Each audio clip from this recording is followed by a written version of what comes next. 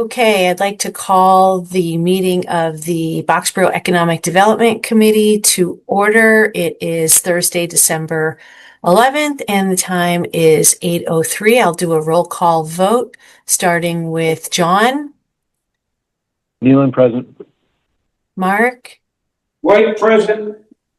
Megan. Connor present. Lala. Selvaraj present. And Reap present. All right, great. First order of business are the minutes from our November 20th meeting. They are in the packet and I sent them as well. Does anybody have any comments or corrections? Nope. Make a motion to approve the minutes of November 2025. All right, have a motion. Do I have a second? I can second. All right, Megan seconded. Any further discussion? Hearing none, I'll do a roll call vote. John? Nealon, aye. Mark? White eye. Megan? Connor, I. Lala? Selvaraj aye. And Reap aye. All right, great. Got that done. Next order of business is the business brunch. So Ian sent the database. What we had originally planned on doing was, first of all, just for the record, we had settled on a date of January 14th. And then we talked about getting an invitation together and getting it out the first week of December. And then that didn't happen because we just holidays and other stuff going on.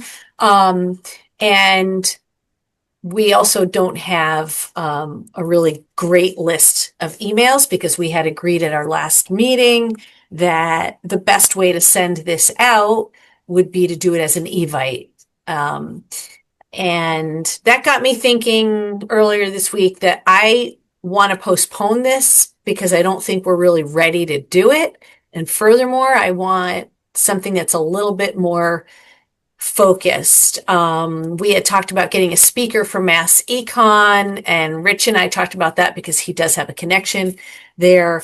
And we are a member of Mass Econ. Oh, hang on a second. I got somebody coming in.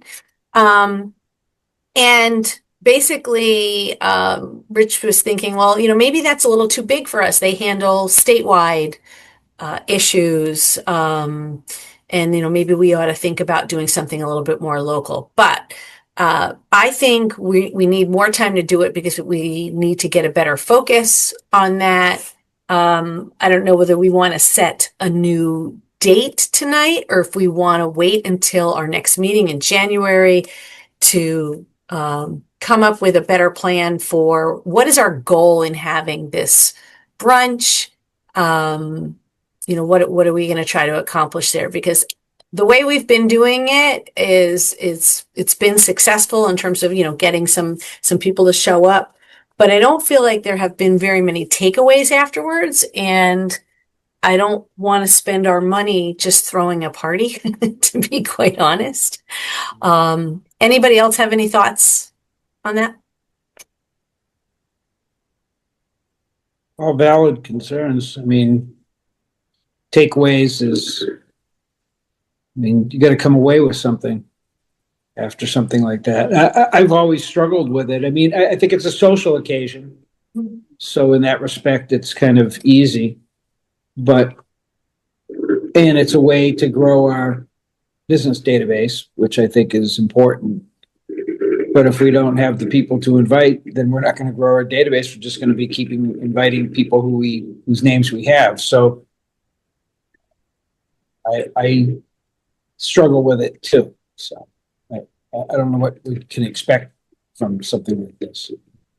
So I think it does go back to growing the database. And Ian had put together a document that could be, filled in if we can fill in some more email addresses. So I think if we can give ourselves a little bit more time to do outreach and get to know some more of the businesses and business owners, and kind of, try to use that as a jumping off point. And the other thing that's happening that we had talked about at our last meeting is trying to attract more attention to Boxborough businesses through a social media presence and a newsletter as well. So I think I feel that we should invest a little bit more time in launching that and then use that to invite people and publicize the fact that we're doing a brunch. Just a thought. I think that's a great idea. I think it's a great way to find businesses too that maybe we don't really know about that are in town. I think that helped a lot with the Village for a Day. There were quite a few Boxborough small artist shops popping up. I'd love to include them. There's so many new businesses coming in too that, I mean, Alec, with Campanelli potentially mid-January, I think it would be great to have them and hear what other people are doing in town in January after that time. I think that's a great idea to use the social media piece to steward people and then maybe have something later on in the spring. And it might be a great way to publicize if we are going to do another Village for a Day or something festive. Right. I mean, maybe what we should do is think about having the brunch in the spring and repeating Village for a Day in the fall. Yeah. Doesn't necessarily have to look the I same. think that's a good idea. I think that's for manpower. I think that's more realistic. Exactly. Yeah, that would give us like more time too to plan and do everything. Yeah. Right? Like now we are in mid-December and we are thinking of like within like 3 weeks we should be ready and we are not close to what we want to be, right? Exactly, which is why I was like, we really need to postpone this thing. Seriously, I know. So I did already, get in touch with Pascal. So my apologies, Mark, about that. I did let her know. Yeah, no, she knows. Yeah. All right. So I don't want to spend any more time on it at this meeting, but I think it should definitely be on our agenda for the next meeting so we can start to make a plan for it. If we talk about it in January and we plan something, let's say for maybe April, that gives us adequate time to pull it together, to get a strategy and a speaker or a program. And it's not like we have to do it. We don't have to do the brunch. So, I think it's nice though. I really do It think is. it would be a great thing to have. yeah, no, I totally agree. Yeah. I think we need to get more people on our mailing list first.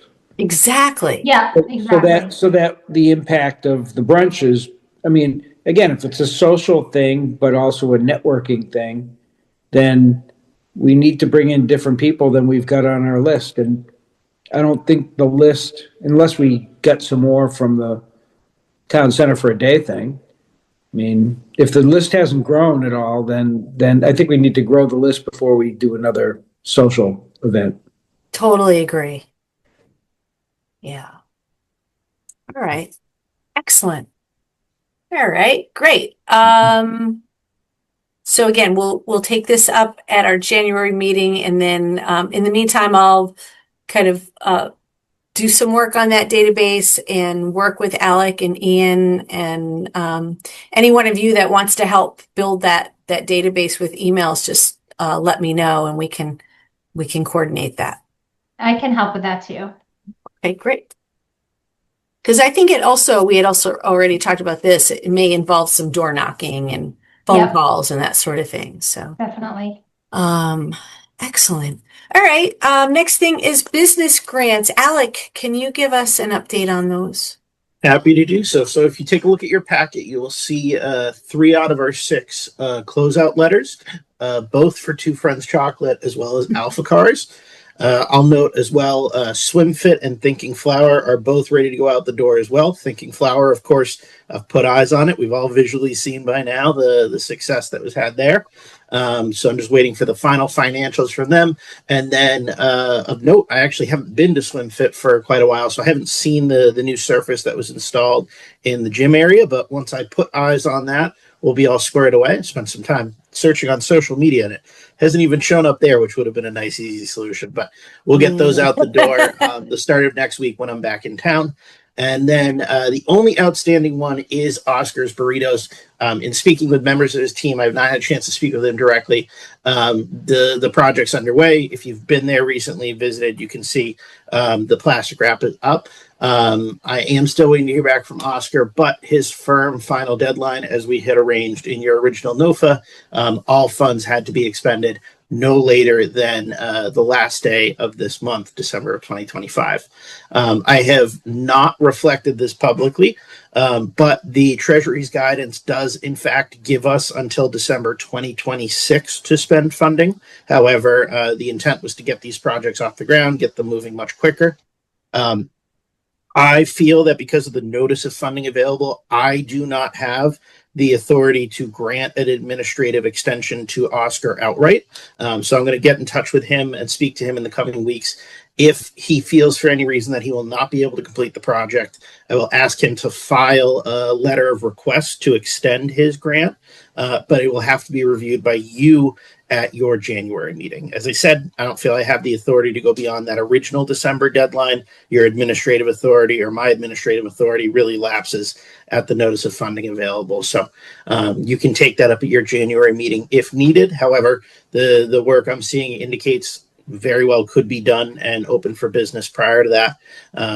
We'll know more in a couple weeks. All right, Alec, just a question on that though. It's likely that he already did use the money for that water filtration system. So yes, technically he qualified, right? It depends on what you quantify as substantial completion. Okay. The way your NOFA defines it is services are open and available. Okay. However, you do have your ability to consider something different for substantial completion date. So, there's plenty of flexibility to be had here as well. I will note the water filtration system on its own does not cover the full grant expenses. However, the money he's invested in construction has likely already passed the financial threshold. So if it's a matter of we certify his substantial completion based on funding expended and the services to be forthcoming, we just don't issue a substantial completion letter until the services are offered. That might be a reasonable solution. Okay. All right. So we'll just wait till next month, and hopefully by then you will have an update from Oscar. Yes, you will either have a presentation from Oscar and a letter requesting that extension, or you will have yet another letter like this certifying the work was done. Okay. All right, great. Anybody have any comments or questions about that? Never thought it would be so hard to spend money. Right. Alec, when you talk about thanking flower and swim fan, you said it's out the door. I'm just curious, being new to what does that mean? I'll be getting those letters out the door, so sending them out from town hall at the start of next week. I need to first get the financial numbers back from Divya. I mean, it's really just a technicality. I need to have them in hand before I can release that letter.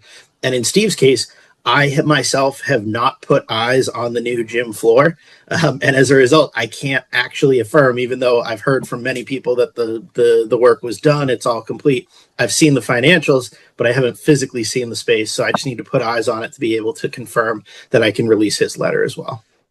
Sounds good. Thanks. Thanks. Any other questions? All right, we'll move on to the Rural Development Fund grant.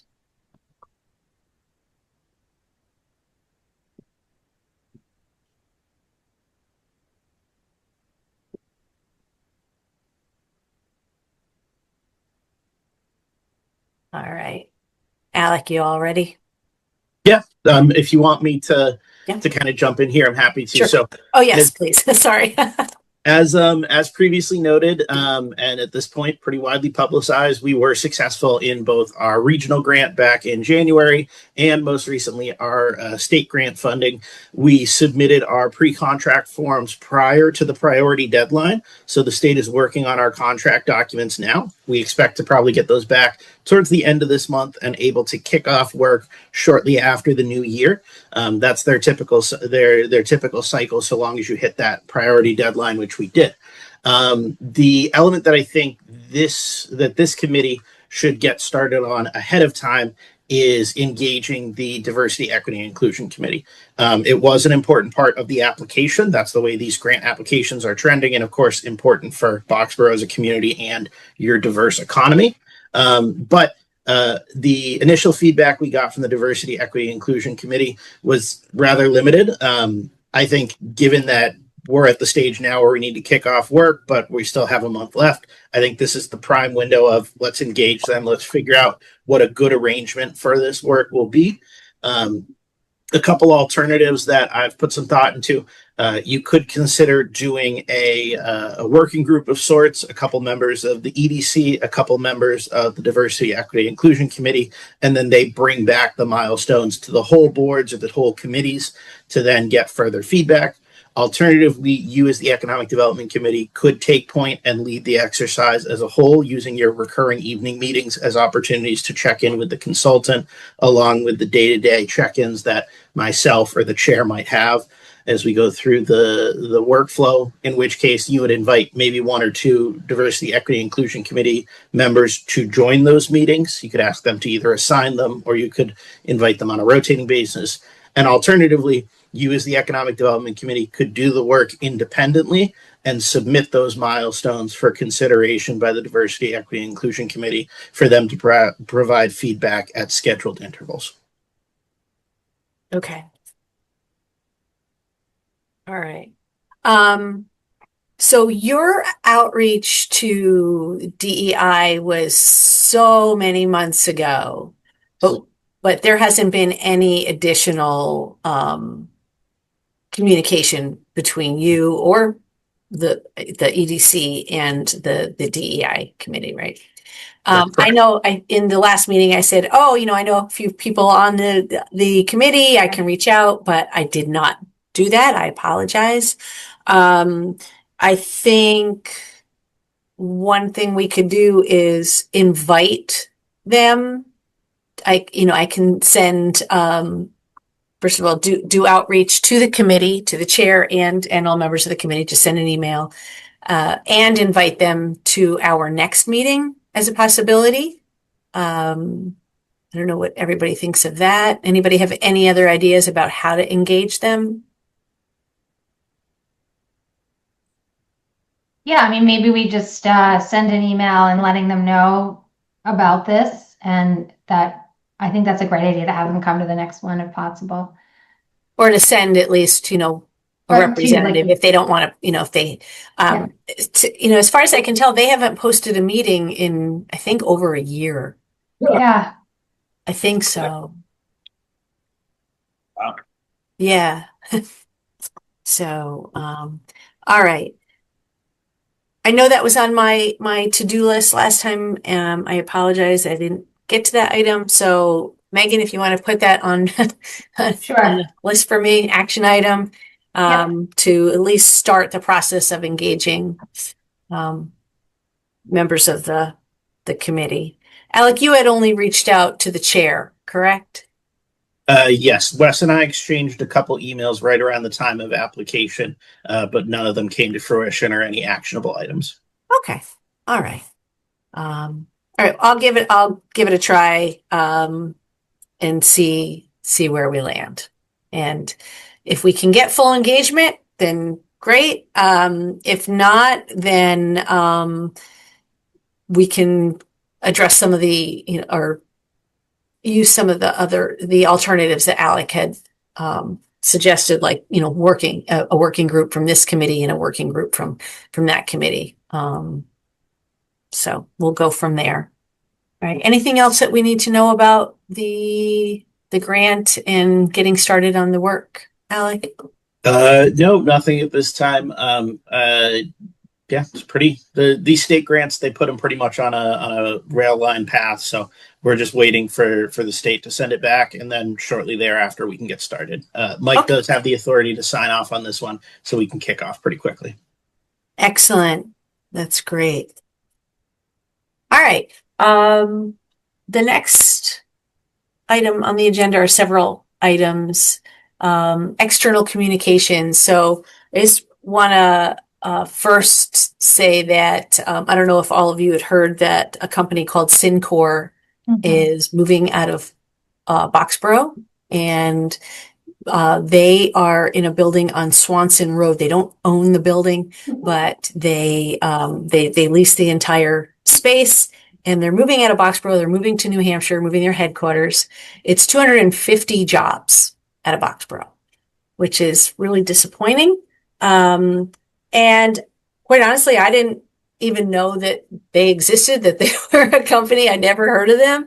And so I think that kind of speaks to the type of work that we need to do in terms of the outreach and communicating with companies and getting, starting a dialogue and making sure that we know who they are and they know who we are.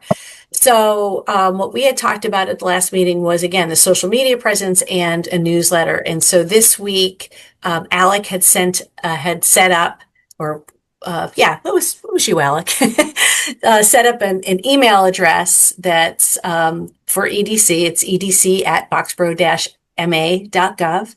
And right after our last meeting, Rich started the process of setting up a Facebook page. And he couldn't do that without an email address. And so that was kind of these are like the incremental steps. But what we really need to do is have a presence. And this kind of all goes back to what we just talked about with the brunch, making sure that we're establishing a network here in Boxborough, between the businesses and between us and the businesses. So, we're going to get started on a newsletter. I think we also have a MailerLite account. Thank you, Alec. And MailerLite is just, it's like MailChimp or any one of those other Constant Contact. It's great because it's free. And it's Boxborough News is using it, and I've seen a lot of other organizations use it. And it's free up to 500 subscribers. And then after that, it's a really nominal cost. But we definitely need to generate some content and start pushing it out there and getting, and this is all about building our database and communicating with local businesses. So that's the next item is the database. And this is going to help us get people to subscribe to our newsletter, and by giving us their email address, and then we can actually publicize work that their company is doing, and I think it'll kind of ignite the two-way communication between the EDC and the local businesses. So anybody have any comments or thoughts on that? Abby, I know we chatted about this with Alec, but any thoughts on like an exit interview, or why they left, or is that have been discussed for a process? Because we'd hate to have that continue with another business, for example. Absolutely, Alec, go ahead. Yeah, thanks, Abby. So I went back through, reread a lot of the articles, and it looks like Syncor is running all of its communication through its general counsel. I did a little scrounging around. I did find their contact information as well as their general contact as well. So I've reached out to them this week to first congratulate them on the move. While we're sad to see them go, for them as a business, I'm sure this is exciting, if not a little nerve-wracking. So gave them words of encouragement, but also reaffirmed, we want to learn what we as a community do well, what we can, of course, do better, and what we can do in the future to help avoid any flight from Boxborough. So hopefully we'll hear more in the coming days and weeks. If we're not having any luck with contact, I'll probably work with our state elected officials to help see if we can't get a better line of communication going. But very much committed. Their transition is slated to begin in Q1 of 2026, sometime after February 1st, and probably ranging in a 2 to 3 month window. The reason this hit the paper so suddenly, because of the size of the business and the leaving, they're required by state law to give notice that they'll be leaving. And so we're using that notice to help track down the right points of contact. Yeah, that's great. Yeah, thanks, Alec. It'll be really good if we can have a conversation with them again, just to to learn what it was. I know Salem, New Hampshire, recruited or has been kind of really marketing their space, which if you think about it, I mean, maybe that's something, not that we're going to be able to offer any tax breaks or anything, but, maybe there's something in the future that Boxborough can do to attract companies there. The other piece of that is the owner of their building is called Jumbo Capital Management, LLC. And I think it might be worth reaching out to them as well, because there's two buildings there at Swanson. Syncor was in one, and now I can't remember the company that's in the other. And it is fully leased. But it would be really good to talk to the owner of the building also to say, hey, what are your plans?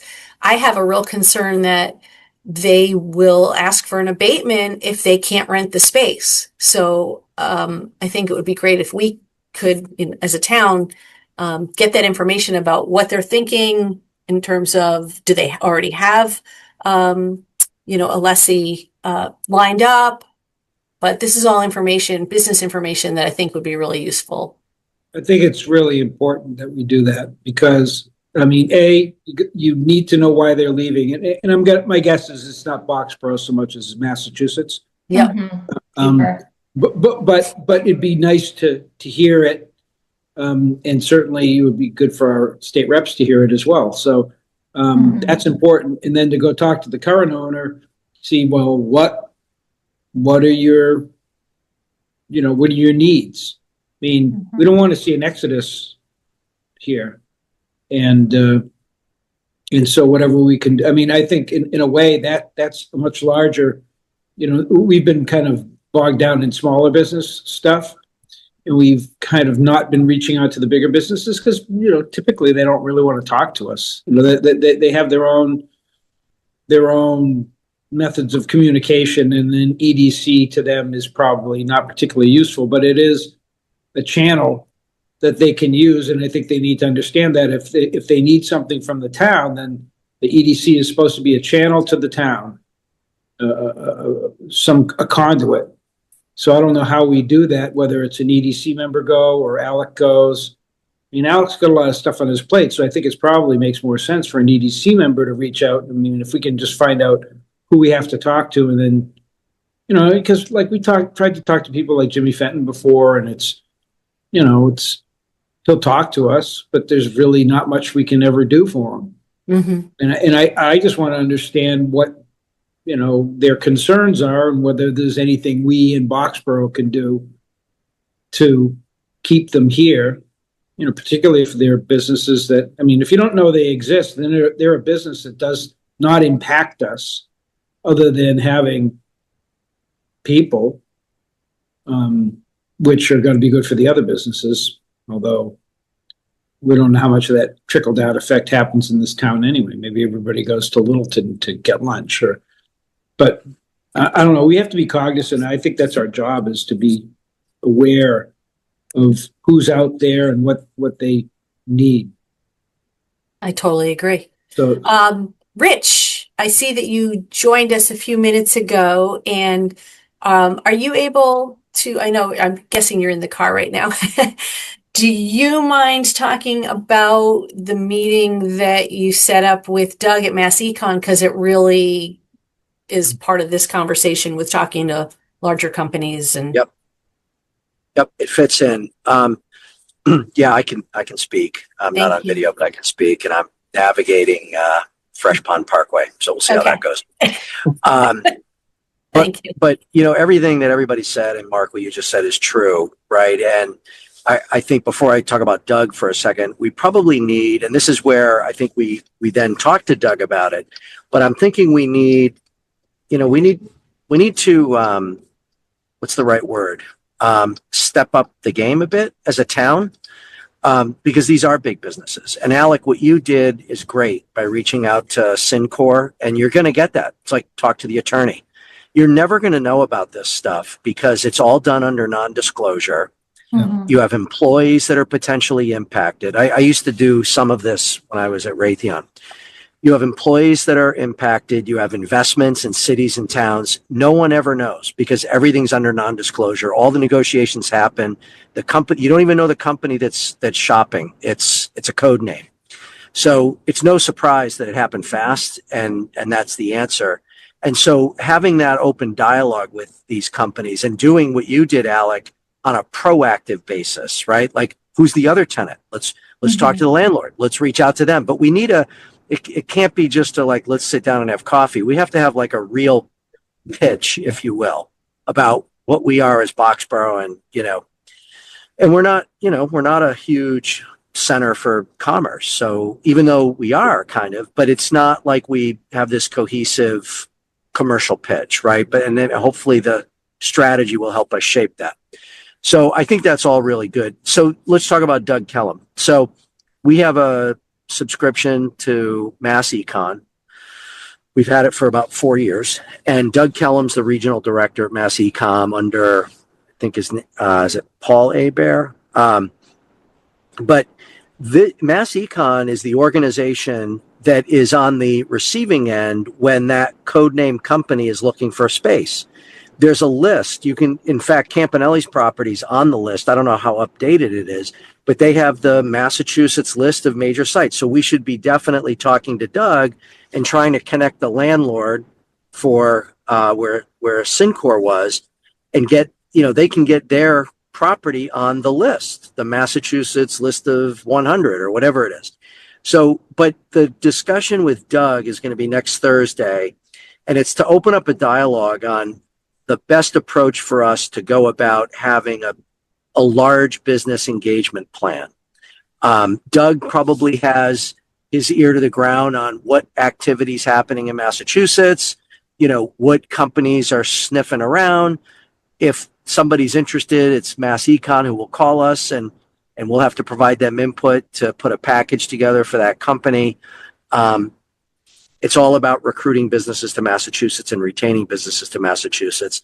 And so the thought was, let's open up a discussion with Mass Econ and see how they can help us with creating that dialogue, with contacts, with, a strategy around a proactive engagement with these businesses to, number one, retain, and number two, grow. And if you look at the businesses in Boxborough, Intel, AMD, Medtronic, those are some big names, and those companies are making a lot of investment, especially if you think about AI and all of the capital investment going there. So like, when those businesses are making those decisions, how do we get growth in Boxborough as a potential alternative? And it's not just us. It's going to take the landowners. It's going to take the facilities that are available. But anyway, that's the point, is setting up that call with Mass Econ to get that conversation going. Great. Who's doing the call? I set it up it'll be me and Abby, and then Sam, who is our select board liaison, Sam Anderson, and then Mike Johns and Alec. Great. So after that call, we'll be able to report back to the committee, and we'll put Rich and I'll put the information together. I think it'll be really helpful. And Rich, thank you so much for setting it up. Yeah, and that's no worries, Abby. I really feel like we need to make a decision on Mass Econ. Like, we have that subscription. It's not terribly expensive, but it isn't inexpensive either. It's $1,000 a year. Like, if this conversation, not to put it to the test, but like, this is what they do. Mm-hmm. And so let's see how that works. And I reserve the right to kind of go back on what I said earlier, Abby. Maybe, Mark's right. We've been like kind of working the small game in town, which is important, right? I mean, having small local businesses is an important part of who we are as Boxborough, and we need to grow that. But we also have like major global companies that exist in our town. So it might make sense to have some of that representation at the business breakfast, and maybe there is a speaker that can speak to that. Maybe we have a couple of speakers, right? So anyway, that's all I got. No, that's great, Rich. And I think since you weren't here at the very beginning of the meeting, we are going to push the business breakfast to the spring.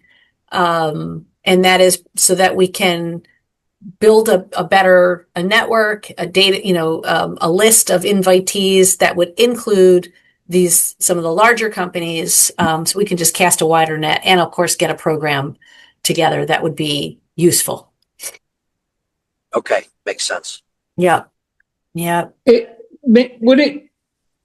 mean, just a thought, I'm going to throw it out there. Would it make sense to have two types of, not a breakfast so much, but a social event? One is with the large businesses because they tend not to come to the events with the smaller businesses because they're outnumbered by some large number and the issues don't really intersect. But if you were to invite all the larger businesses to something that was more high level, they might be more interested in being with their peers, I guess. And the same thing with the smaller businesses. I mean, the smaller businesses really don't relate to the larger businesses hardly at all, other than, hardly at all. So maybe we need two tiers of approach that we might want to focus on that gives us a better ability to bring in people who normally wouldn't come. But I think there's also an education component too. Honestly, I think it's nice to have both aspects in one room together to see who is here. I don't know what you think, Lala, but it'd be nice to know if there is a larger business and maybe they can work with you or vice versa. On community outreach anyways. I know, like, for example, Lincoln Properties, they were reaching out to the Recreation Commission about doing some community service work in town. And, but it'd be nice to be able to, I think, have the businesses all kind of chatting with each other. But I do like that idea, Rich, of having like a speaker earmarked for them and then a speaker, I don't know, some way to do both. But so like one event, but something that would be of interest to both groups. Yeah. Something for us to definitely to think about, and maybe because we've always done the business brunch at town hall in the Grange room, it may feel very like, small townish, like, why would somebody from AMD even think of showing up? But, what if we ended up, tried to do something at the Regency or at craft food halls and get one of those local businesses to be the host? Maybe we might have better luck I like that idea. getting, a broader group. Yeah, town hall is definitely folksy, right? Yes. I like it. It's an intimate, it's kind of an intimate setting. It's like you're inviting people to your house. But, to the point, Mark, like, if I'm at AMD and I'm the regional director there, oh, there's a breakfast at town hall. Like, really? I got to go there? Yeah. I was thinking that when I used to work at the State House, I would go to so many chamber breakfasts and they were always at country clubs or a restaurant. And it's like, it does have an appeal. I think it would bring a all aspect crowd to a restaurant or a craft food hall or something. Yeah. Yeah. And a breakfast to me is one event, right? So like, Mark, to your point, because I see both sides of it and what Megan, you said resonates, right? You start to connect people, and these large businesses do want to give back to the community. Right. It's probably the breakfast is one event. If we can appeal to kind of everybody, I think is a good approach. But then, Mark, to your point, there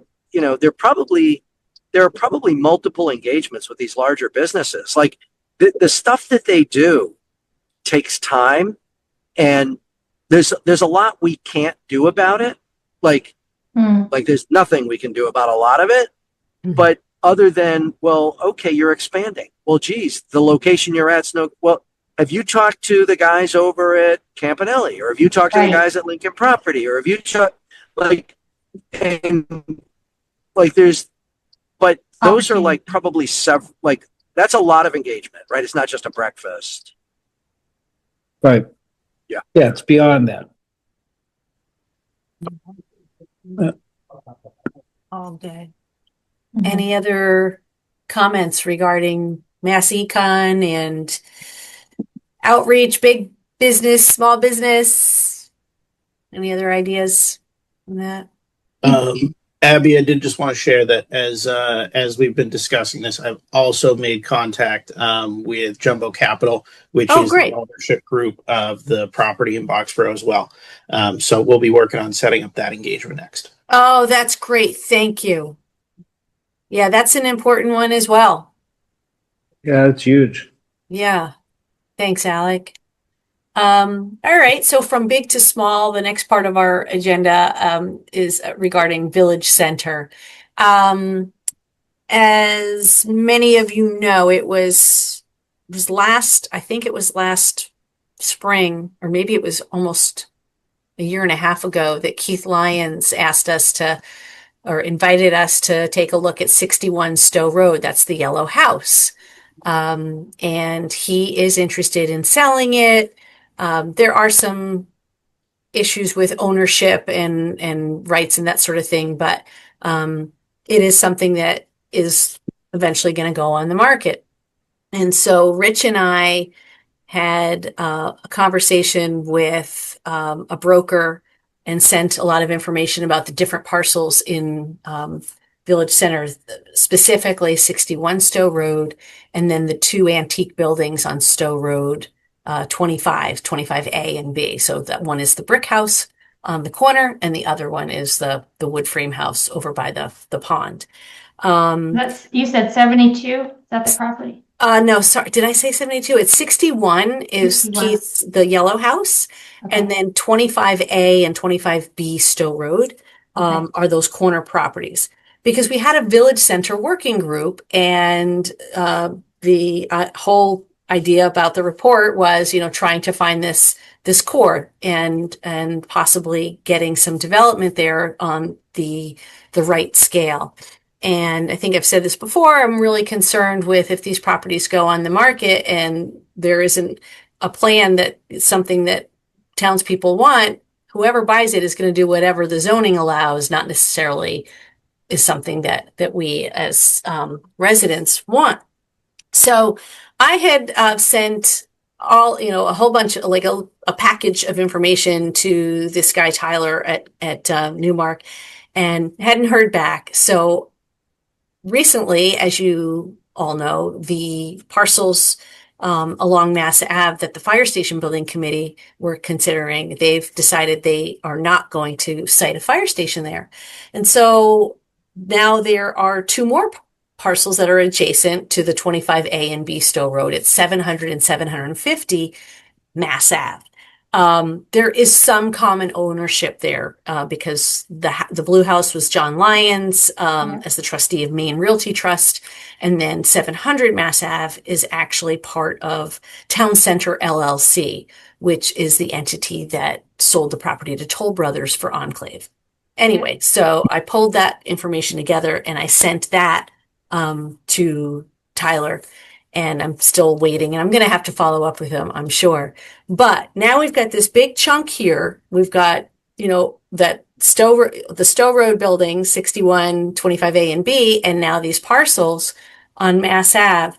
So I think we just want to, again, like kind of keep a dialogue with the property owners also to kind of see what they're thinking in terms of, what their timeline is. Are they planning on selling? We know Keith wanted to sell the property, and now that the town isn't going to buy it, what is he going to do with it? So I do want to, in the new year, try to, reopen that dialogue with Keith and also see what the other ownership of those parcels, see what they're thinking. Good. That's a good idea.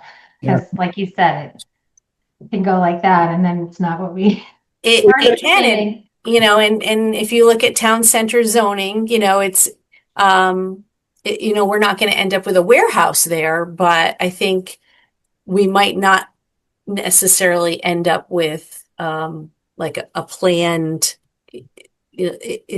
something that, again, I'll just say looks like West Acton, just a small little commercial center that would be appealing to residents and also appealing to people that would bring people to Boxborough. Well, if all three sites are up for sale, I mean, there's still 70 Stowe Road too to talk about, and so, I mean, I think you got to keep the channels open. That's easy. Right.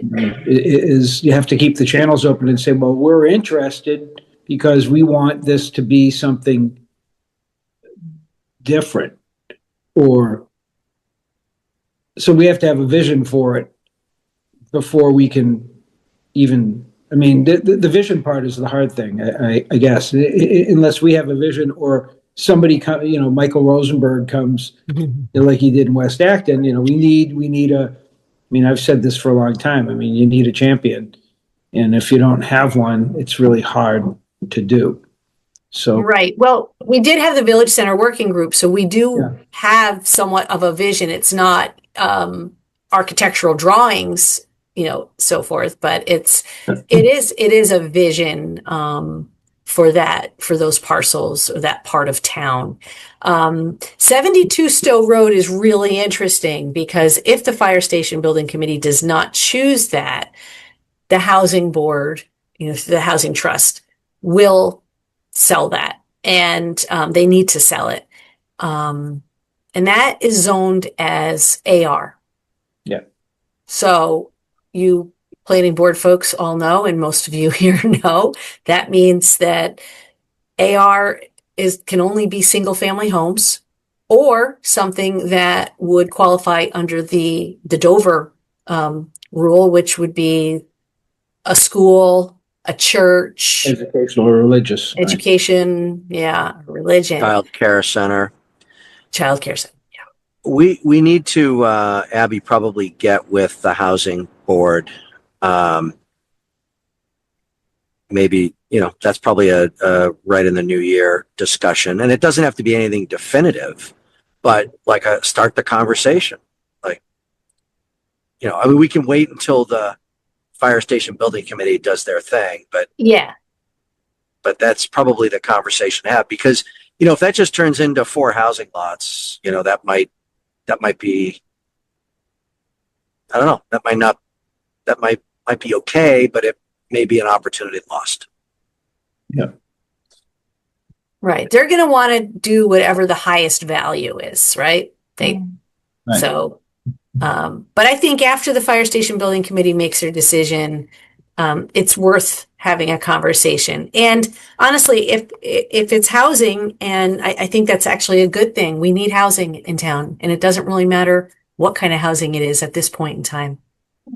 Well, yeah, it'll be, well, I don't want to pass judgment, but it's zoned agricultural residential. It's 1.5 acre housing.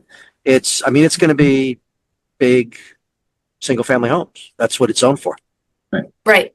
Exactly. I don't think it's a stretch to make a move to zone that town center.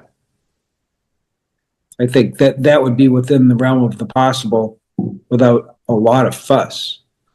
I don't think there'd be a lot of pushback on that politically. And so, but you need a basis to start. I mean, but right now you've almost got it. I mean, with the developments that surround that area, there's enough critical mass now of people who live nearby to fuel mixed use development.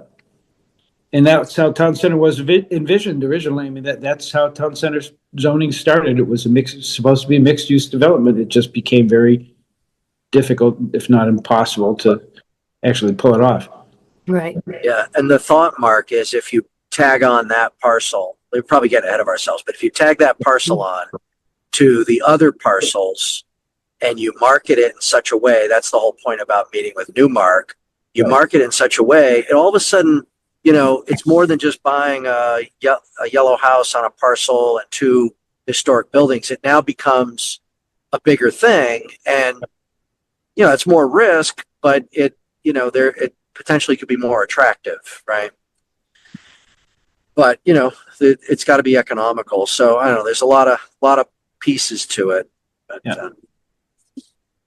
Well, the channels open, I think, is what you've started with, Abby, and I think keeping the channels open for sure is. I mean, just to know, like, if they're willing to sell, because I mean, we've made that inquiry a couple of times. Are you willing to sell? And they said, well, make us an offer. Mm-hmm. That's kind of what I heard. Mm-hmm. And so finding an entity with the money and the vision, the more land there's available to pull that together with, the more likely you're going to get an entity interested. So Exactly, which is why I sent the follow-up information about the other 2 parcels, the 700 and 750, to Newmark, because that's that could maybe push them over the edge. Say, oh yeah, we really should look at this. Yeah. Whatever. All right. So that's good. Does anybody have anything else that they want to bring up? I do. I just wanted to talk about and maybe I don't know if it's a town administrator thing, a town planner thing, a state legislature thing, but the Neshoba Board of Health is very difficult to work with. And I think just in terms of getting businesses in our town, if we ever want to have a food truck again or things like that, they don't return calls. It's really hard to get a hold of people there. The town of Littleton, Dirigible, I talked with Colin Nurk, the owner there. The town of Littleton got out of Neshoba Board of Health, and they have their own entity now, their own. So that's why, like, for example, Dirigible can have all these great little food trucks. They just had Simmer and Spice, and I know, like, the Recreation Commission was looking to have them come, and they can't find a food truck, for example, for Steel Farm in January. But I just wanted to bring this up because I know the town of Westboro as well. They had a hard time struggling with the Neshoba Board of Health. So a lot of companies, when we call them, for example, Kith and Kin, they don't want to come back. It'd be great to have them come again. They were great. But I think if there are any options in the future, we're going to really struggle if we want to bring in businesses in town for things. For events. And Wow. Even the town next door, like Dirigible, they were saying, oh gosh, like no one wants to work with Boxborough because of this. I mean, this is maybe, I just know like 5 places right now, for example. I mean, I don't know if this is the case for all the times, and I know Jim Gaffigan's great. I just think it's I don't know what's going on. But why did Kit and Kim say they wouldn't come? These are the people that came to the village for a day, right? Yeah. Yeah, Megan, why did they say they wouldn't? And they might almost weren't able to come. And it's just, they don't want to deal with that again. So. We didn't get the beginning, Megan. Yeah, your audio froze. Sorry. They literally up until the morning of, they were dealing with the Neshoba Board of Health, trying to get all their licensing, everything's in and on time and all that. So they almost didn't come. See, and they don't want to do it again. When regulation makes it so good things can't happen, then we're overregulated. So, I mean, that's a great point, Megan. I mean, if the Neshoba Board of Health is supposed to work for us. They're supposed to work for us. And they're supposed to help us accomplish what we need to accomplish. I mean, I've had my own issues with the Neshoba Board of Health. So I don't even know how you begin that conversation. Did you send something did the RecCom send something to the select board? No, but I just, wanted to bring this up with economic development because, for bringing businesses in, and I know, Alec, you're on, being on this call and you work with them regularly, but I think that might be a good idea. Yeah. Yeah, you should. And Sam is also there. I think their liaison too. So. Yep. Oh, wow. Yep. Okay, great. Great. Go ahead, Alec. So I will just say, so I think an important first step here, Megan, if you wanted to document your concerns, frustrations, and Okay. challenges you face with them, Yeah. I will note, there are personnel involved with the Neshoba Regional Boards of Health. So just being cautious about, how we're presenting those things. These are people we have to work with and that we continue to work with. Simultaneously, too, do keep in mind that the Board of Health is a key element here, and they are their own independent elected board. So we want to be considerate of their needs in this process too. But we are always open to hearing these concerns. We want to understand the frustrations and especially hindrances that our business community as well as residents might face when working with any personnel, regardless of who that is, contracted or employed directly through the town. So I encourage you to start there. Okay. And from there, we can talk about different ways that might be appropriate to escalate concerns. Okay. Thanks, Okay. Alec. Yeah, Megan, Thank you. I was actually thinking the same thing. If you can document, what's happened because you were closest to it with regard to the Kith and Kin food truck for Village for a Day. And then if there's somebody from Retcom, or unless you want to just still, you can keep your Retcom hat on just from experience that you've had in the Yeah. past.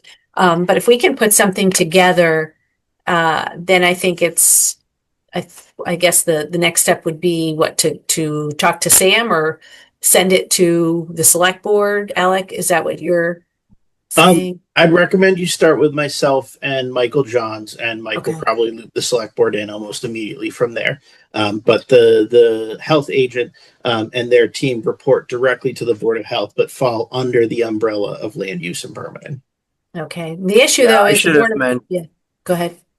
Yeah, no, I apologize. I said select board, and that's kind of the way I think, like go to the top, but that's true. The Board of Health is an elected board, and Right. that's probably the first step along the way, along with Okay. Mike Johns and Alec, as you suggest. Okay. I think documenting it, again, there's two aspects to it. One is, are they responsive? If they're not responsive, then that's something you can say, well, people called, they didn't get their calls returned, everything took a long time, blah, blah, blah. That's important that our Board of Health knows that they're the people that they employ if they're not responsive, and that's something they can maybe address. And then the other thing is, what regulations are allowed in other towns that aren't allowed in Boxborough. Right. Again, I'd be curious to know, because there's a clear line between the two. One is, what the law says is kind of the Board of Health is kind of stuck with it. Are our regulations more stringent, or are they different than what Neshoba Board of Health has? I'd really be curious to hear from the vendors what makes Littleton so palatable and Boxborough not. So. Right. Even putting my Blanchard PTF hat on, we're supposed to, this was 2 years ago, we're supposed to have Vesta Food Truck, their pizza oven place.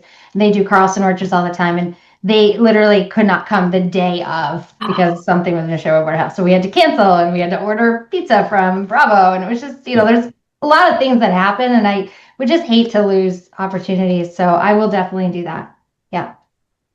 Wow. Thanks, Megan. Because I was just thinking, if we can at least try to pull this apart and figure out, is it that they need more time? Because I know we kind of we're pushing pretty hard and we didn't give a lot of time for Village for a Day, or is it another issue? And, but I think we should really try to get to the bottom of it again, because it is business related, and it also impacts residents here. If we're having events in town, people want to have options for food, and yeah, for sure. Okay, thank you. Thanks. Any other topics anybody wants to bring up? All right, so I'll talk about our next meetings. We originally had said January 8th because we wanted to make sure we got a meeting in before the brunch that we're not doing. So is everybody still good with the 8th? We might as well, start early in the year. I won't be here for the 8th. Okay. Yeah, I have a meeting at 7 that I'm chairing that night with, wait one sec. Yeah, with Wild Harbor Sailing. Sorry. So I can't make it. No worries. I know that when I talked to Ian about meeting dates, I think, and Alec, you might have this as well. I think there are a lot of meetings happening on the 22nd. The 15th is BLF, but I don't know if that impacts any of us. Rich, do you attend Boxborough Leadership Forum? Does Rebecca typically do that solo? I do not. I think the chair historically has attended that. Yep.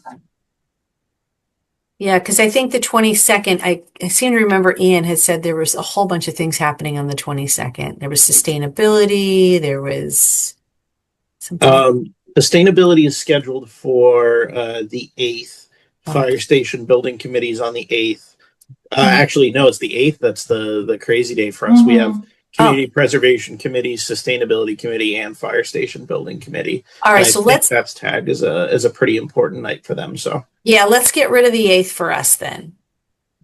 And let's find a date for January. Do you guys think that you think the 15th? No, Megan, you said you couldn't do the 15th and No, I just can't do the 8th. you can't do the 8th. Yeah, I can do the 15th. All right, let's do one date at a time. How about the 15th since none of us go to BLF? I'm okay. Okay. Anybody else? I'm good too. All right. I think I'm good. I think All I'm right. good. I think I'm good. All right. Why don't we do it on the 15th? And 8 o'clock seems to work really well for everybody. Is that, Yep, are you guys all good with? I like the 8 o'clock. It's I agree. I'm done with dinner, and Mark, you usually eat at 7, so hopefully you do get dinner before these meetings. Yeah. All right, 8 o'clock. Let's just say Zoom. Especially it's still dark in the wintertime, so nobody wants to go out. I'm so glad we don't have to go out tonight. Oh, It's it's so so windy. awful out there. All right, and then let's see what our February calendar looks like. I know that's really far in advance, but Alec, what would be our logical date for? We had said the 19th. No one knew what that thing was. That's the third Thursday. yes, That's you're not vacation week, is it? It is. Oh, it is. Yes. we don't want to do that. What does either the 12th or the 26th look like? That works. Anybody have a preference? Should we do the 12th, or Alec, is there a lot of stuff going on? Nope. The only overlap is with sustainability committee, so it would just be a split night for Ian and I. But that's why we now have 2 planners, so we can. Yeah, split it's our nights. great. It's great. All right. So are you guys good with February 12th? Mm-hmm.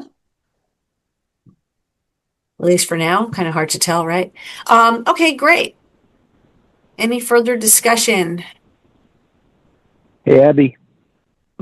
I've been driving. I didn't realize I was on mute. I just wanted to circle back just for 2 seconds to Sure. the big business engagement and talking with them.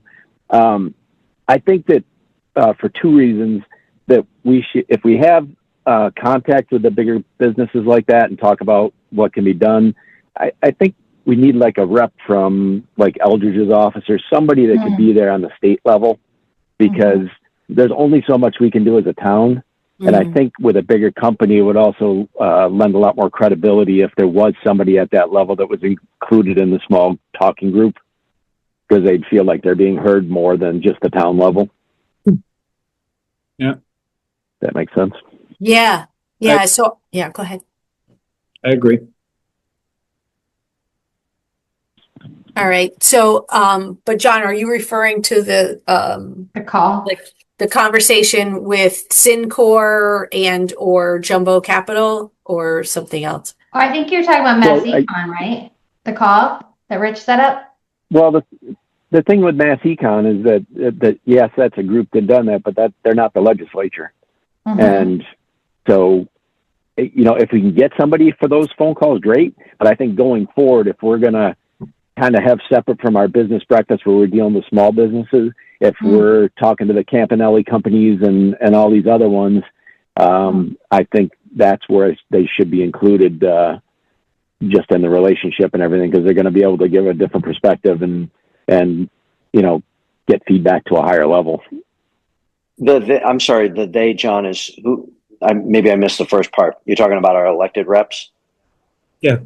But I mean, I don't expect Jamie himself to go to it, but maybe a staffer from his office would be on there that could relay, information back to that level. Yeah, and even Lori Trahan's office, I think they used to send a staffer. Yeah. Alec, didn't we have one of their staffers working with us on stuff? Yes, Jake from her office and I are in pretty routine communication. But I mean, do you think that someone of companies of that size would be more likely to engage if we had that included in the group? I agree. Yeah. All right. So let's see where we're at though with at least getting any kind of meeting with Syncor or Jumbo Capital. Alec, you and I'll talk about engaging at the state or even federal level with Trahan's office, since I have a relationship with the state rep and senator, and you have a relationship with Trahan's office. So.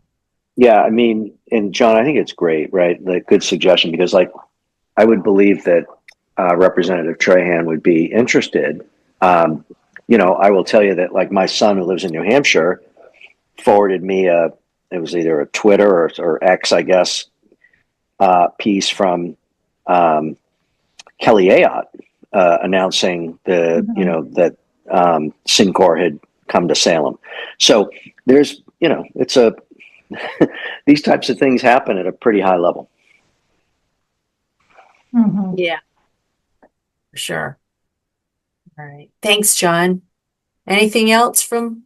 So Abby, I'll put that in the next steps to connect. You'll connect with. Sure. Yep. That's good. Okay. That's good. And is someone reaching out to Trahan's office or? To Alex? manage that. Yep. Okay. Yeah. That's a really great suggestion, John. One that I definitely hadn't thought of. So appreciate that. All right. If there aren't any other comments, the time is 9:10, and I'll take a motion to adjourn. So moved. Okay, Mark moved. Do I have a second? I'll second. Oh. Megan, you got it. I put my name in already. All right. Great. All right. So I'm going to do a roll call vote. Megan. Connor, aye. Lala. Selviraj, aye. John. You and I. Rich. Bizardi, aye. Mark. White aye. And Reap, aye. Thanks, everybody. Happy holidays to you all. Same to you. Thank you. Take care. Thank you. Thanks. Bye. Bye.